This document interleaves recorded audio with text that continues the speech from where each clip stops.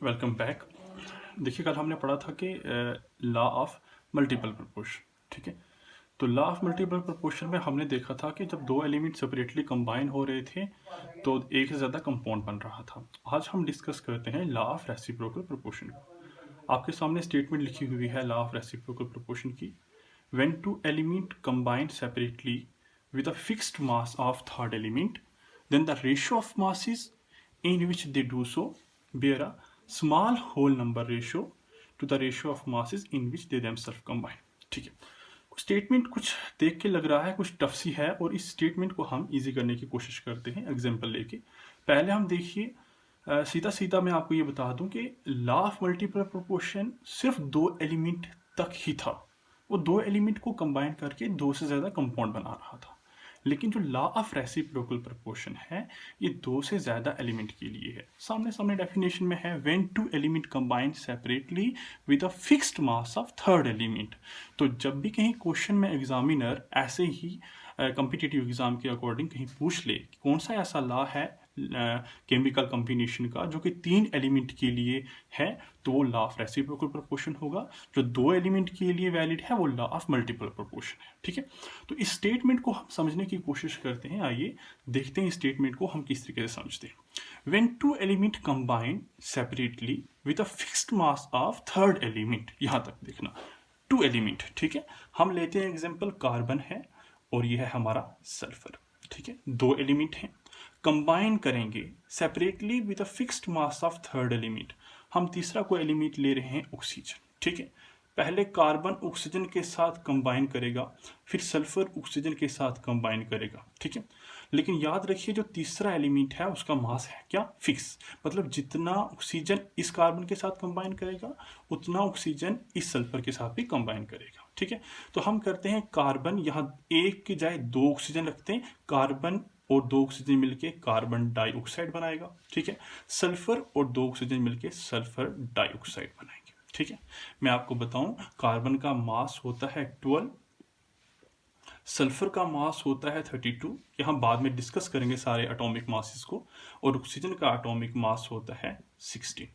देखिए, अब कार्बन है, कार्बन एक है और कार्बन का मास है 12। रेशो ऑक्सीजन कितने हैं, ऑक्सीजन दो हैं, एक ऑक्सीजन का मास 16 है और दो ऑक्सीजन का मास कितना होगा 32 है।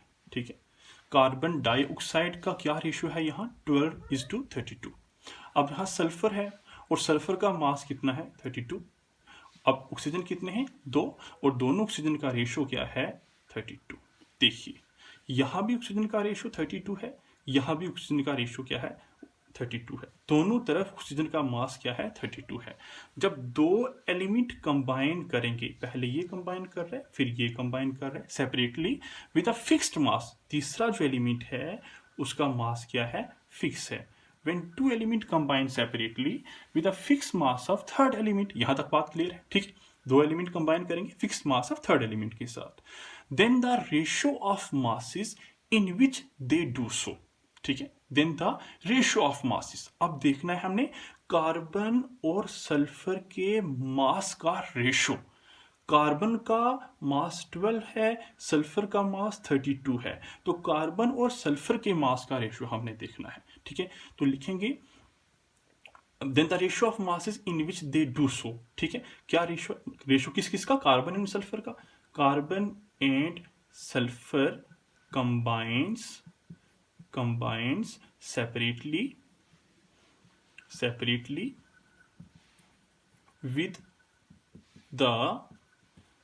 with the fixed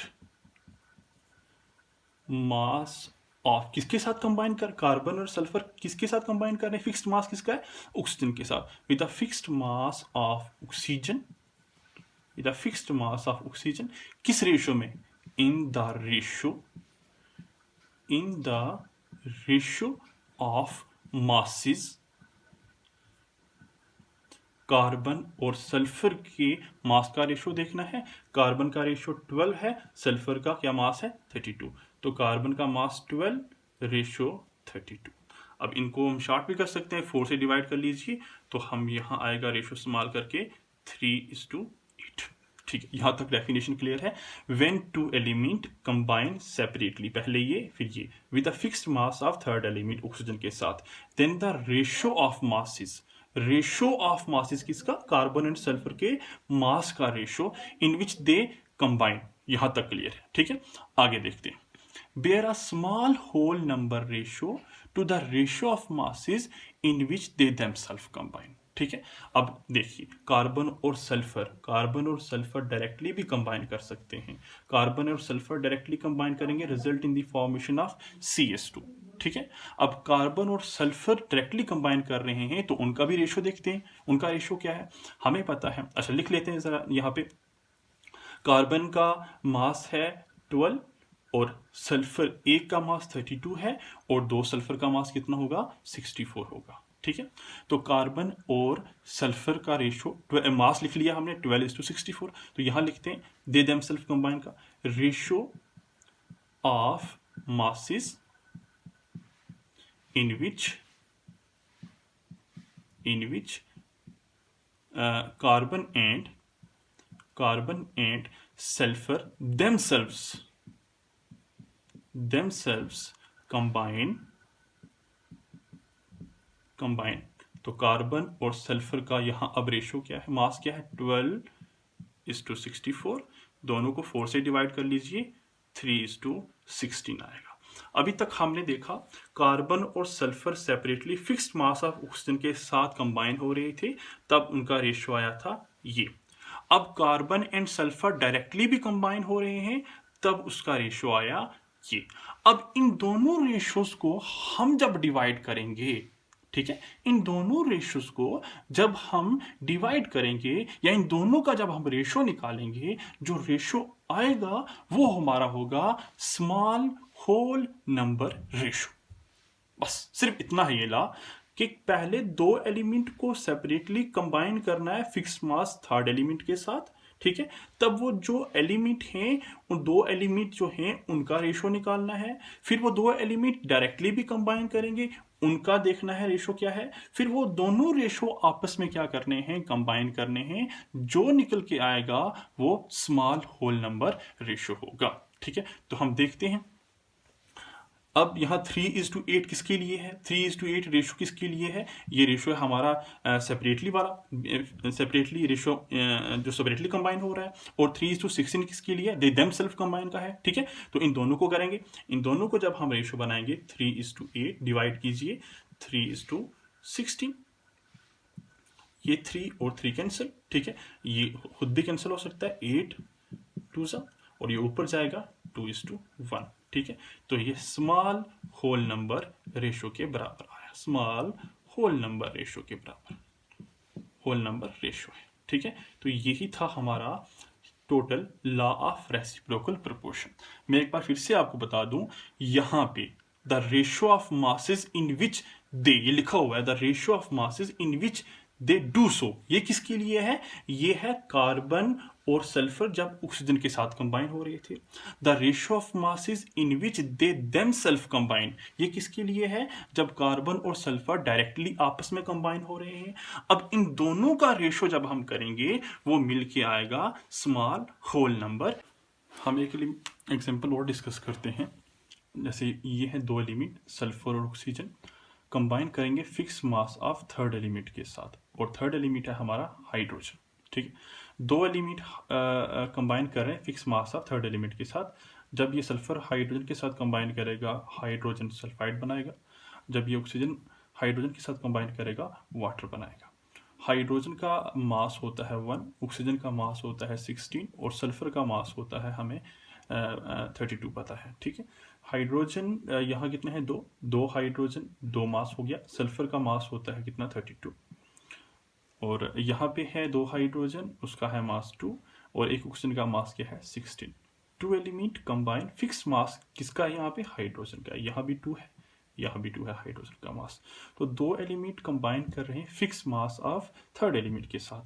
तो अब वो जो 2 एलिमेंट कंबाइन कर रहे हैं उनके मास का हमने रेशियो निकालना है। ठीक है, कौन कौन से एलिमेंट कंबाइन कर रहे हैं, एक सल्फर कंबाइन कर रहा है, एक ऑक्सीजन कंबाइन कर रहा है। तो हम लिखेंगे ratio of masses of sulfur and oxygen which combines with fixed mass of hydrogen, ठीक। तो सल्फर और ऑक्सीजन के मास का रेशो देखना है। सल्फर का मास 32 है और ऑक्सीजन का कितना है 16। तो ये निकल के आया 2:1। ये 2:1 निकल के आया। अब सल्फर और ऑक्सीजन आपस में भी कंबाइन कर सकते हैं डायरेक्टली, ठीक है, दे देमसेल्फ कंबाइन है, ठीक है, डेफिनेशन में। तो सल्फर डाइऑक्साइड बनाएगा। हमें पता है सल्फर का मास कितना होता है 32 होता है और 2 ऑक्सीजन है, एक ऑक्सीजन का 32 है, 2 ऑक्सीजन का कितना होगा 32 होगा, ठीक है। तो यहाँ हम लिखेंगे ratio of masses in which sulfur and oxygen themselves combine, वो क्या होगा, सल्फर और ऑक्सीजन के मास का रेशो वो है 32 डिवाइडेड बाय 32, मतलब 1:1, ठीक है। तो अब ये रेशो और ये रेशो दोनों हमने कंबाइन करने हैं, तो मिलके हमें स्मॉल होल नंबर रेशो आएगा 2:1 डिवाइडेड बाय 1:1। तो ये किसके बराबर है 2:1 के बराबर, जो कि स्मॉल होल नंबर रेशो है। तो ये है सिंपल हमारा लॉ जो हम डिस्कस करना चाहते थे।